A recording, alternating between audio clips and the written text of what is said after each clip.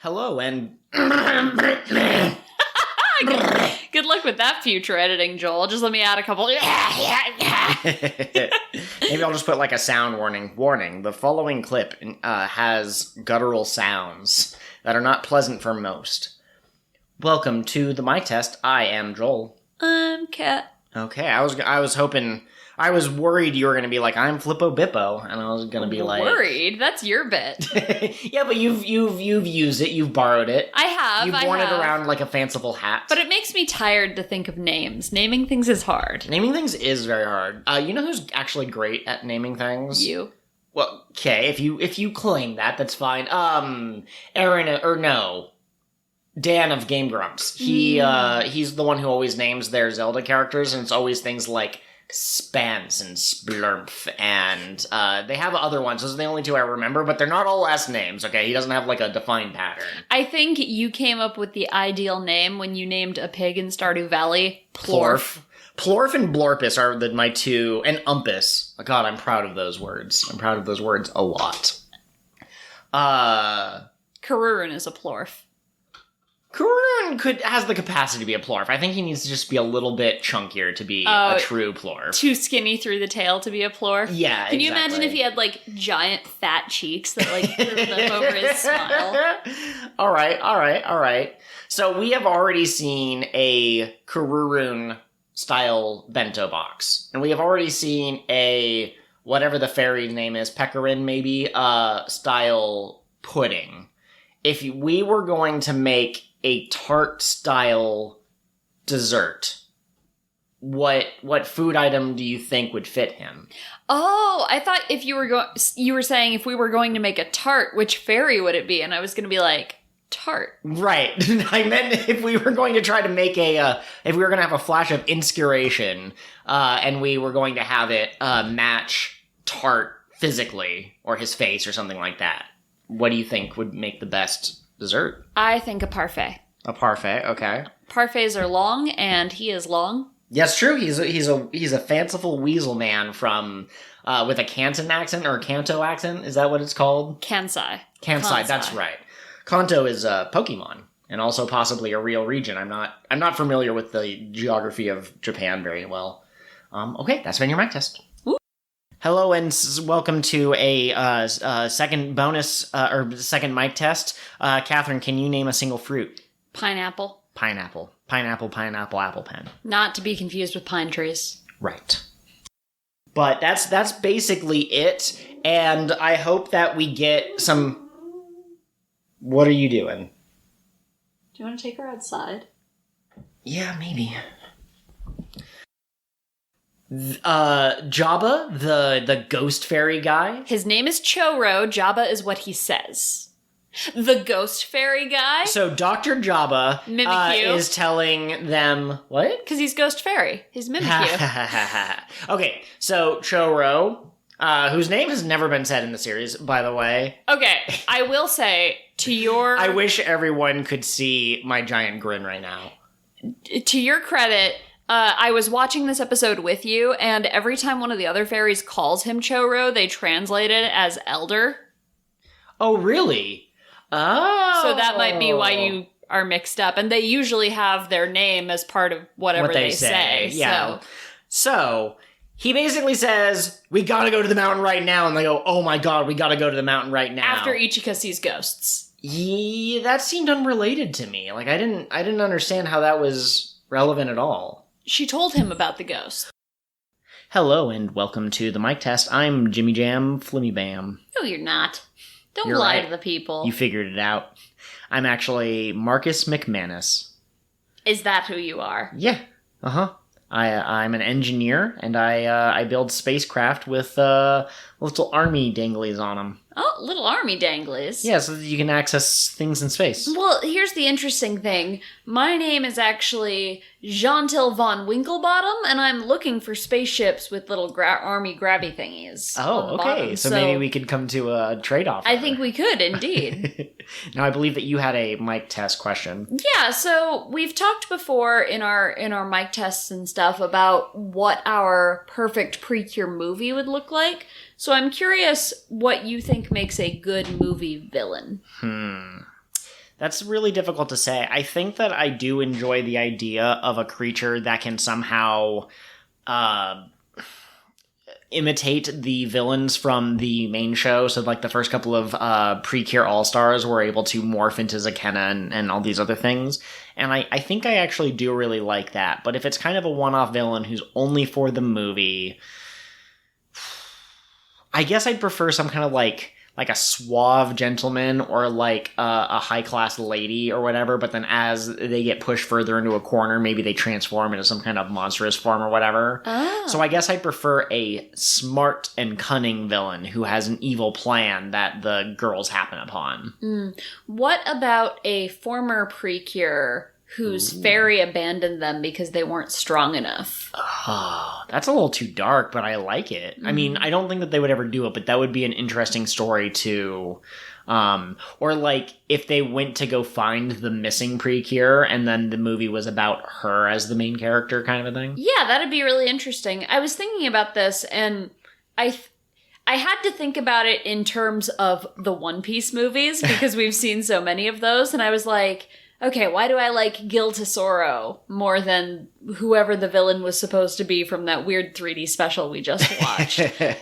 And I think it comes down to the villain having motivations that tie into the world as a whole. So for One Piece, like Gil Tesoro, there were elements of slavery in his backstory. There were celestial dragons, and that sort of thing. So it was all building on things that we'd already seen in the main series, and that was kind of why I pitched this idea of like a former Precure, because I'm not sure what else kind of ties into it. Yeah. I guess it would depend season by season, although I will say something else about Tesoro that he has over most of the Precure movie villains is that his presence actually like exists in the movies, whereas in a lot of the Precure movies it seems like they have a brief encounter at the beginning, the bad guy leaves and they go, what was that all about? Maybe they're gonna do something evil, and then there's a big confrontation and that's kind of like it. Whereas if there was something more like they get sucked into the villain's world or something and they're trying to like figure out how to get out as the movie instead of Fluffy walking around the city. But again, that might be too serious for what the Precure creative teams are going for. You know what else I think would be a cool villain? What's that? Some sort of amalgam of all of the hatred and despair that's like sloughed off the monsters Precure have fought over the years. Okay, like the leftovers or something that have accumulated into something? It says something to them like, did you think all of that, all of those dark feelings would just disappear? I like that, and that's been your mic test. But first, do you have a discussion question for me this week? Huh. I believe there are like 4 on the scratch pad. I thought I had one that was specifically for the movie. Just give me a second. Yeah. I mean, we have tropical elements, which I feel like ties in. Oh, we found out that apparently he can't cook anything. His hands are stained in the sins of the father or whatever. Ow! Sorry, the cat attacked me under the table. Listen, James, he wasn't turning evil over Waffles. He was turning evil over his powerful admiration for his sister, who was turning her back on him, who was so far out of his reach, despite him, extending his hand toward her. James, the waffles are a metaphor. Don't do that. Yeah, I'm cutting that one out of the main episode for sure. Hello and welcome to the mic test. That was the ghost deciding to try and haunt me, but joke's on you, I ain't afraid of no ghosts. Oh, you're not? No. What if, we were in a spooky cave and a ghost snuck up behind you and went, brah! I mean, maybe, in that case, yeah. And also, can the ghost interact with physical objects? Because in a cave, if the ghost can, cause a cave in, that'd be pretty scary. But if it's just a ghost that's, passing harmlessly through things, it's what are you gonna do? I feel like real, alive humans are much scarier than ghosts. If I saw a ghost float by, I'd be like, oh, that's kind of cool. But if I saw, a guy with a knife... At the same time... Imagine a situation in which a person is threatening you. You have options, But if a ghost is threatening you, what are you gonna do? Can't shoot the ghosts. Salt. Can't call the police on them. Yeah. Hope that the legends and rumors are true. Call for a young priest and an old priest. What is the origin of that? I believe it's either the movie The Exorcism or the movie The Exorcism of Emily Rose, but I think it's one of those exorcism scary movies. Okay. Fantastic. I guess that's been your mic test. We haven't been doing extraordinarily long ones, and so I think that's a good place to cut it off. All right, Catherine, it's time for the mic test. I'm Joel. I'm Catherine. Okay, very exciting. If you were in Darwin's game, what do you think your sigil would be? Or your sigil, however you want to pronounce it. However I want to pronounce it. Like always when I get asked this question, the answer is the ability to control cats. Okay. So I'd be able to call cats to me, and like thousands of cats from everywhere around would come running to my location. And you think that would be useful in a death game with like grenades and stuff? Have you ever been attacked by a cat? But have you ever fought a cat with a grenade? Listen. Yeah. If like 100 angry cats come at you, it doesn't matter if you have a grenade. Eventually one of them's going to break through and fuck up your face. Okay, You need your face. That's where a lot of your vital sensory organs are. Okay. I do like invisibility in a death game, but evidently that gets defeated in the first episode, so maybe that's not quite a thing. Could you imagine if someone's sigil, and this doesn't match with the power system as far as I understand it, but could you imagine if one of them was a magical girl transformation? So they could only say transform for like a minute, but in that stage they can do all sorts of weird magic tricks. I love that. I could actually see that being one, since it seems to be kind of a wacky show. The other one I sometimes go with for my go-to answer is the ability to touch any electronic thing and control it or get information from it. I was like, you can touch your phone right now. I don't know what you're talking about. Holy shit, I touched it and this thing called Reddit popped up? I need to go. What would yours be? I mean, I like fire manipulation, although that's kind of a basic power. It's been seen in a lot of different things. I don't know, maybe like the ability to like touch something and mess with its inertia or something. I think based off of my actual personality, because it seems like, although where you are, I don't think they've explained it, but it seems like it's somewhat related to kind of your personality. Like the botanist guy got the ability to control plants, and it turns out he was really into flowers for his daughter and things like that. It's based on what your wishes are, kind of. Oh, okay. So, like the one guy was wishing for, I think, a new motorcycle when he turned on the game, and he got the ability to make things. Or his friend whose fingers got cut off, spoilers, I guess, he was wishing he had hands again, and so he got this, like, telekinetic hand that he could push and pull stuff with. Okay. What about for you?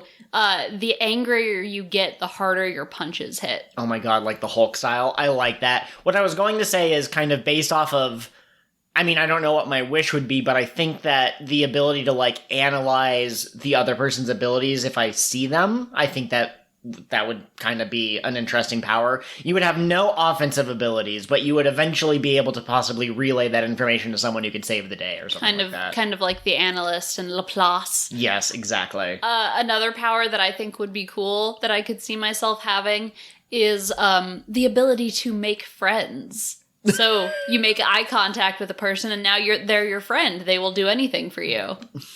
Interesting. You'd have to balance that in a death game type scenario, because otherwise you would just instantly overpower everyone. Unless people found out about your power and they started wearing like visors or something. It would probably wear off pretty quickly.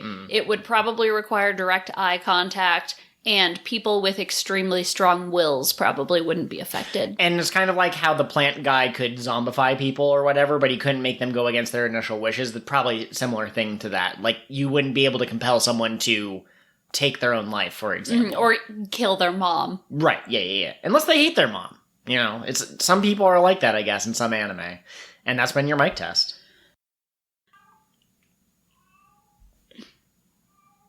I don't know if you can hear this cat, but she is serenading us with the most beautiful and pitiful sound I have ever heard. She usually only does this when we're sleeping. Yeah, she did it this morning, and I picked her up, and I held her really close, and I said, "You stop that right now or I'll eat you," and she didn't seem to want to continue, so... You threatened to eat my daughter. Anyway, sweet succinct summary. Okay, I'm gonna go.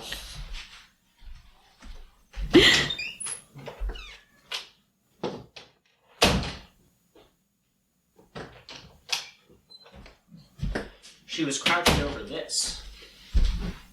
Maybe she was trying to bring it back to life. Or interrogate it.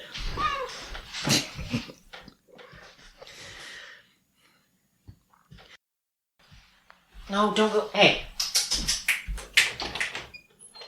I love that you try to tell the cat what to do like she's a puppy. Hey. Cats are very intelligent creatures when they choose to be.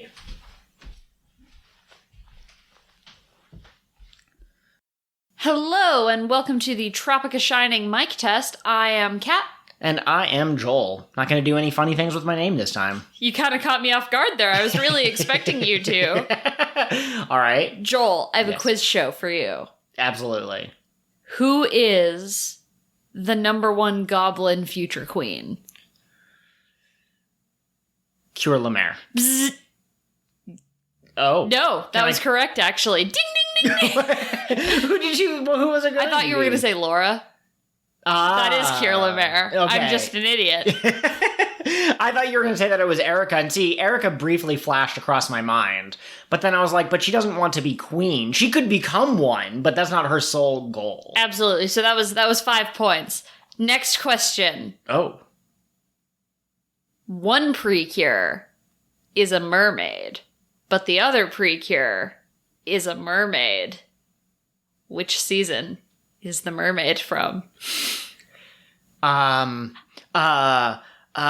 It might have been a type of dessert created in the a la mode series. So is it PreCure a la mode? Bzzz. Oh no, I got it wrong. That was wrong. We were looking for Go Princess PreCure. Ah, yes, of course. All right, final question for all the marbles. You can Okay. make up your shocking loss in that last round. Absolutely. What's the best PreCure season? Objectively, the answer must be Go Princess. Ding, ding, ding, ding, ding. Excellent. You get 500 points, bringing your total Incredible. to 505. And you won this giant stuffed Kururoon. Ah, sweet. It's the size of his entire body, folks. It's incredible. If somehow I fell over, I don't think I'd be able to get up through all of the fluffy cushiness of this plush toy. All right, here we go.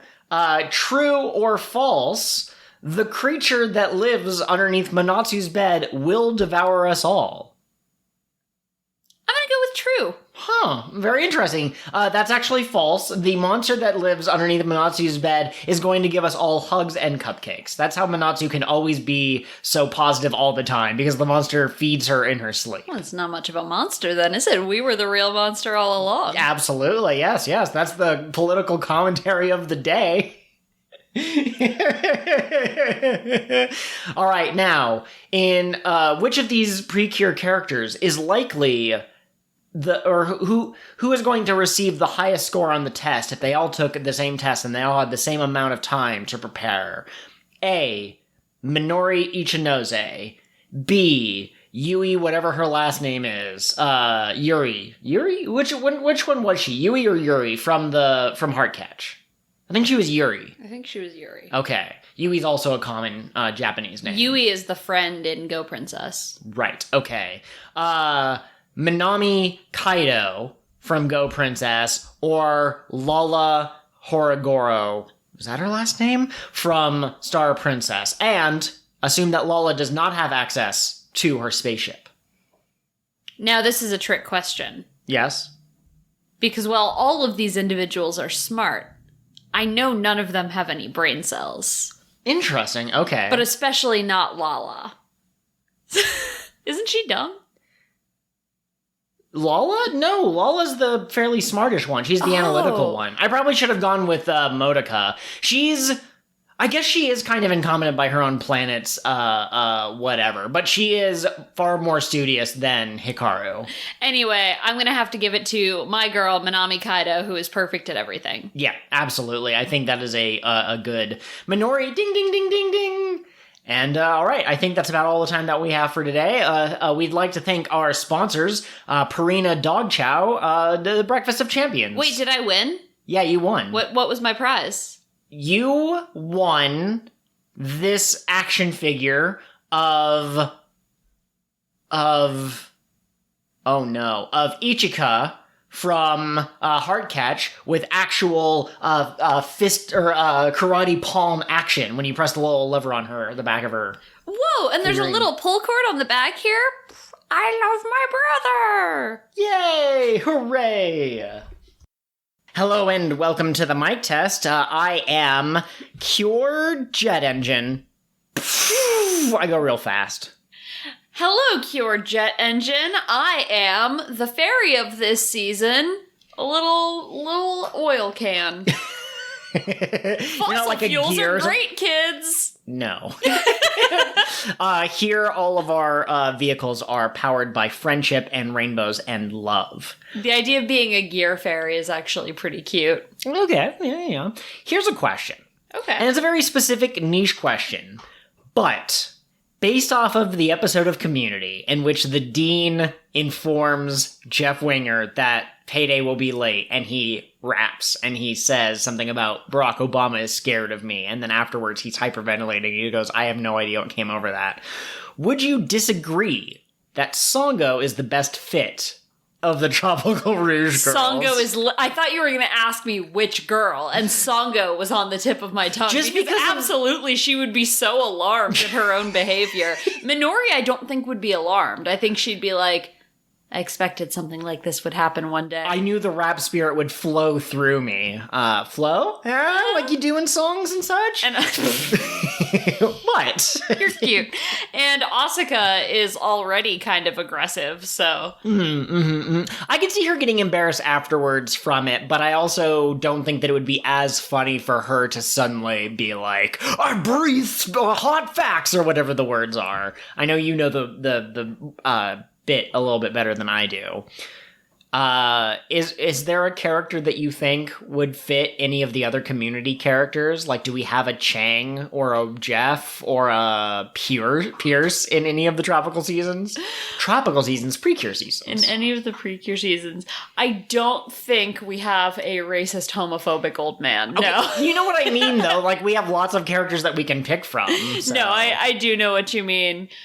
What about Tarte as Abed? Which one's Tarte? The ferret. Oh, the ferret guy? Fresh. As Abed. I could kind of see that. Yeah, No, I meant Troy. Oh, yes, I could definitely see that. That absolutely. Can't you just see him saying, like, this is wrinkle in my brain? Community's a good show. It's all on Netflix. You should watch it, but find a place to pirate the D&D episode because it's a good episode and they removed it for silly reasons. Well, yeah. They removed it for reasons that could be valid for some people, but I personally think that they could have just put in a disclaimer like all the racist old Disney cartoons. Yeah, absolutely. For context, a character dresses up as the Dark Elf, but the joke is that they're a horrible person who uses it as an excuse to do blackface. So they didn't want to be seen as inappropriate, but like Kat is saying, you could just put a disclaimer, and then also the point is that he's supposed to be out of touch and stupid for doing this. Yeah, like only a bad person would do this is the point of that bit, and it's only in the episode for like 30 seconds. I didn't even remember it. Considering that Cure Berry is obsessed with Konpeki, which means perfect, could she be Annie? Just constantly wound up and... Oh my god. She has color-coded binders. Imagine Cure Berry having an Adderall meltdown. Okay, so this is not appropriate for PreCure, so if you're under the age of, like, I don't know, 15 or something, avert your ears for a second. Also, did your parents give you permission to use their credit card to get on our Patreon? Oh yeah, I guess that's true. But... Cure Berry jumping into someone's arms and kissing them and being like, dropping them because of horny. Humanity is evil. I love that. I think that's been your mic test. Why, hello there, and welcome to the mic test. My name is Flibflorb. Hey, Flipflorb, what planet are you from? Earth? Oh, really? Yeah. Mm-hmm. Not this one, though. There is another planet called Earth. It's really strange. We have the same language that somehow cosmically evolved. Some might say that's evidence of God. I think that it's evidence that we were once one Earth, and then a great quantum fluctuation happened, and we split into two universes, and somehow we both forgot about the other one. Okay, so you're like from Earth 2. Kind of, yeah. Except it's in this universe. I need to Okay. make that clear. I said dimension, but I meant. I thought maybe you would argue with me and say that from your perspective, mine is Earth 2. But I guess you're comfortable with being They're both second Earth. place. Earth and Earth. There's no reason to. It's confusing, though. That's needlessly confusing. Okay, so we can call my Earth Earth, and we can call your Earth this Earth that we're currently on. All right, so you came from Earth, Yes. but your name is Glip Glop? Flip-florb. Flip-florb. Yeah, Okay. Flip-flop is my father. Okay. I'm glad to see that you've been reading up on my genealogy. So on Earth, your language evolved exactly the same as ours, so why do you have a name that sounds so weird? Different naming conventions, I don't know. But same language. Where did you get your name from? Why are you named Cat? Is it because your parents mistook you for a cat when you were born? I mean, no. Were you raised by ocelots? I'm named Cat because my dad named me after his Aunt Catherine, and then my mom... Okay, but like, where did your Aunt Catherine get her name from? Is there a Catherine in history from somewhere? No, I don't think so. Okay, so I don't think there are any famous Catherines. Oh, interesting. Okay. On our Earth, we actually have 7 famous Catherines. They're known as the Catherine Conglomerate. They each served their own period of history, right? They were in different places around the world, different periods of history, almost like Sly 4, Thieves in Time. But then one day, an evil villain tried to destroy the world, and all 7 Catherines returned from their respective timelines, and they fused together to form the Catherine Conglomerate. So I thought maybe that's where you got your namesake from. Maybe it is. Okay. That's been your mic test. To be clear, Flip-florb comes from the Flip-florbian religion on my planet, obviously. And so... Wait, do you guys have Jesus up there? What? Do you have Jesus on your planet? What is that? You know, like Christianity and Christmas. Do you have Christmas? You get a big tree and you put presents under it. It's super fun. You should get it. We artificially grow giant trees and our children play on them, yes. We have the life-giving ceremony where we sacrifice 3 glorgles to the tree in order to have a more prosperous harvest. Are glorgles people? No. Oh, good. No, okay. no, we wouldn't do anything like that. Can they talk? No. Okay, good. So we're using the same definition of people here. Okay. Yes, Cat, we all have our own fleeble flabbles. Obviously, that's what makes us human. And if you don't have a fleeble flabble, then you don't count. My fleebles flabble, but they don't fall down. Hello, my name is Joel, and I am a cat person. Hello, Joel. I am also a cat person because they are superior to other animals. Even crocodiles. Hello, my name is Joel, and I am cherry flavored. Hello, my name is Catherine, and why? Why couldn't you be blue raspberry? Because then you'd eat me. Hello, and welcome to the mic test. If you've been listening to our past 2 episodes, the Sly bonus episode and the Cure of the What Now episode 27, they sounded a little off. We're going to take a longer mic test today and see if it still sounds a little off. I fiddled with some of the settings. Absolutely. And Joel, I'm just going to reach over really quick and adjust your mic. So anyways, now that we've got some of the fiddling out of the way, I have one of 2 discussion questions that we could talk about.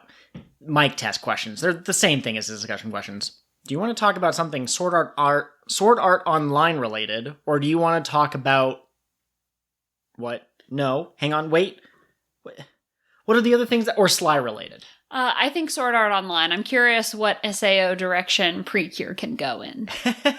Okay, so that's an interesting question. I guess we'll split this up into 2 parts, and the first part can be a little quick, but like, if the Tropical Club were in Sword Art Online, what kind of players do you think they would be? And we can take away the death element. This is like Season 2 when it's like a, voluntary thing. You don't die in real life. Oh, okay, because I was going to say Laura would absolutely be a player killer.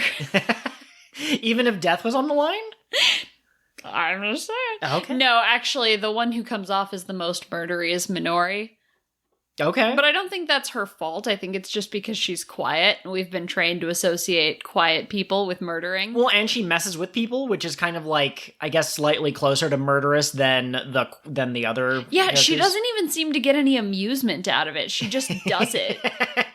Okay, it's so very cold. How's this for a pitch? Asuka as the hero who survived the you die in the game, you die in real life. She's the one who actually beat the final boss in that original or whatever. Okay, I like that a lot. She goes back in to rescue the student council president. Absolutely. Which of the Tropical Club do you think would be silly enough to wield a sword during a gun video game? I'm not sure. Maybe Manatsu? Maybe she gets really tied to specific equipment and she doesn't like to change it no matter what. I could see that. I could also see Laura, because a sword is a more elegant weapon. It's more fitting for a queen. Oh my goodness, yes. So in Sword Art Online, as far as I understand it, the different things you can do all have a leveling system. And I think they said in the first episode there's something like an infinite number of abilities you can level up. Wait, got a joke? More like sword fart on wine. Excellent, yeah. Anyway, infinite levels. So I think that, like, Songo she might be the type of person who tries to find, like, an area, and she tries to, like, create a garden, and maybe she has her own, like, in-game store and that sort of thing. So she's a very casual player, insofar as she doesn't go on, like, the monster hunting and stuff. She's not trying to clear levels. Imagine Songo discovering the familiar system and just, like, breeding cuter and cuter familiars for people. I love it. Speaking of familiars... Oh, no, never mind. I thought our stupid dog had kicked her cheese stick away, but turns out she still has it.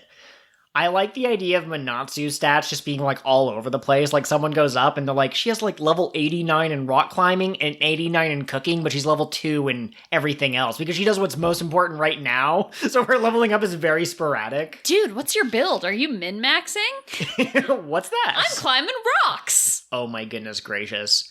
So yeah, I guess based off of the way I've now depicted Manatsu and Songo, I guess Asuka, but Asuka's into the cute games. I'm trying to figure out if any one of them is like the hardcore goes and fights monsters, and I guess Laura maybe. I think Asuka, being the gamer, would be the most likely to play the game seriously, like as a game. Whereas I think the other ones would just kind of be like, open world, whee!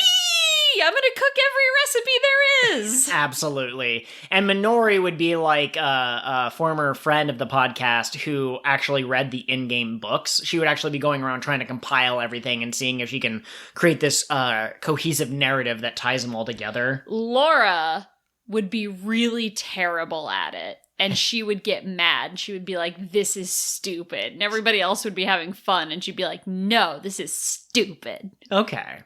Now, to switch tactics a little bit, or switch subjects, what would a kind of PreCure Sword Art Online mix look like? So I'm going to say it's a PreCure season, so it's going to be firmly about, like, friendship and girl power and stuff, but it has some element of Sword Art Online.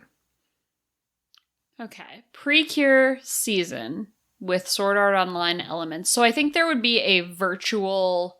No, you know what it would be? What's that? Would be living in the real world and embracing the world around you versus living in a fantasy virtual space. So the bad guys would be able to create these virtual spaces around people that are like exactly what their heart wants and suck out their goos to do anything else. But the PreCure would be like, no, there are good things in your life. You can work toward this perfect utopia, but have it be real. Okay, yeah, I really like that. I like the idea of them putting on, like, VR helmets as their henshin item, even though I don't know if that would work with, like, ponytails and longer hair. Well, I mean, longer straight hair would be okay. What about glasses, like VR glasses? Oh, heck yes, absolutely.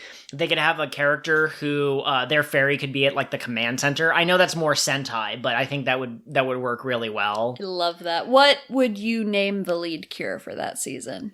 Well, I can't come up with something right off the top of my head. Pure being. That's a little bit too abstract for me. I'm not sure, maybe Cure Vibrant? About the vibrant colors of real life or something like that? Yeah, well, and I mean, you could go for, there have been a few flower-based cures. Sure. So you could do, like, Cure Floor or Cure, like, Rose, for example. Like, the thing that she likes about the real world is all the plants and animals. And so her cure name could be related to that. All right, future Joel, this is where we bumped up the recording from 70 to 80, and so we're going to see if this makes a difference in terms of sound quality. Catherine, can you just talk for like 3 sentences? Sure, absolutely. I'm not sure if we need to take silence again since we changed the recording volume, and I assume that the silence would be louder, but I trust you because you are amazing. Also, I like cats. Excellent. Babes, you're precious. This audio might be so annoying that it won't be included in the mic test, but if you hear it and you're wondering what the heck, it's us trying to test if high-pitched sounds will mess up the noise gate. Why am I... Kururu. Ha ha ha ha! Ha ha ha! Whoop! Wee-oo.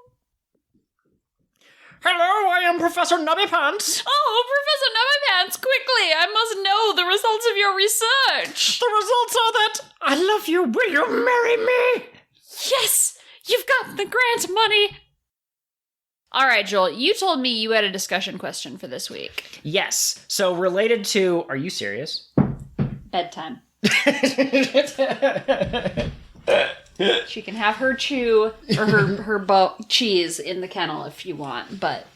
So, I have to ask, Minori and... What was her name? Was it... Yui? Yes, thank you! You have to give me clues, man. You can't just say, what was her name? There are many hers in the world. Figured it out. Very thoughtful of her. She stopped. She did. She stopped chewing on the bone very loudly. I'm gonna give my best Joel impression. Ready? Hello and welcome to the mic test. I'm Bliblor McFlazzlebazzle. Oh, Flip Floor McFlazzlebazzle. Interesting. Where do you come from? Around. Around? You know, Oh, just I here. see. Just here. Okay. Very nice. If you were gonna pretend to be me, if you were gonna impersonate me, what do you think is the number one trait that you would lean on? Interesting animal facts, I guess, is the first one that comes to mind. If I wanted to kind of poke a little bit of fun, I could, this episode has very deep thematic ties to the larger connection of whatever. But yeah, I'm not sure actually, like what your radio personality is like on the podcast. Okay, fair enough. I'm the funny one. That's true. You're the Absolutely attractive one. Mm-hmm. I'm the one whose face is so beautiful they had to put me in a audio only format. Perfect. What's today's mic test about? Who would best adapt to robot armor as a fighting style? Songa. Oh yeah? You think so? Songa or Asuka. I think Asuka's got some Gundam fandom. Some Gundam fan in her. Okay. What about everyone is super excited to get in the robot except for Minori, who hangs back at the base, and they all run off, and then they get defeated. But then at the last minute, she shows up, and she's read the manual back to front, and she can operate it perfectly. I love it. She shows in the Die whatever robot. For those of you who don't watch Power Rangers or / Super Sentai, every time there's a robot, they get a Die version that's an even stronger robot. Yeah, because I think die just means, like, great or something. Yeah, like more of whatever. Well, okay, I think it's going to be a short mic test today, but that's it. So, what would you like to talk about next? I'm sorry. I can't stop laughing at our stupid puppy. Hello, and welcome back to the mic test. If that first part was either too quiet or sounded kind of robot-y, it is because we were accidentally recording on the wrong input device. So this is the quote-unquote real mic test. We did it! We absolutely did do it. Now, they allude to this in one of the episodes of DC Superhero Girls, that red kryptonite can sometimes have different effects on different Kryptonians. I think that was used in the comic books. So, what interesting effects could a red kryptonite ring have on any one of the Tropical Club members? Red kryptonite makes Manatsu inescapably hungry for sushi. Okay. To the point where she looks at Laura and she kind of gets the drool mouth, the kind of sparkly eyes. Okay, I like that. I think that what works best is you can either do something that's kind of comical, but I think you could also do something where you kind of invert their regular personality. So imagine if Laura puts on a ring, she can walk around, she still has like a physical body, but no one can hear her. And so she kind of lives this kind of like It's a Wonderful Life or whatever that Christmas movie is, where like she exists, but everyone else around her doesn't seem to know that she exists. Nobody pays attention to her. Oh, I love that. What about it making Asuka super bubbly and outgoing? Oh my gosh, absolutely. Oh, or it turns Sango into a gang girl. Oh my gosh. Subukan. Sukaban? Sukaban, thank you. Yes, absolutely. I like that. I think that has been your mic test. I almost said the doot. Thanks, Beans. Absolutely. I'm your co-host, Joel. I don't have anything relevant to this episode, so I'm just going to say... Wait, I had something. No, please. It was a funny joke. And... Oh,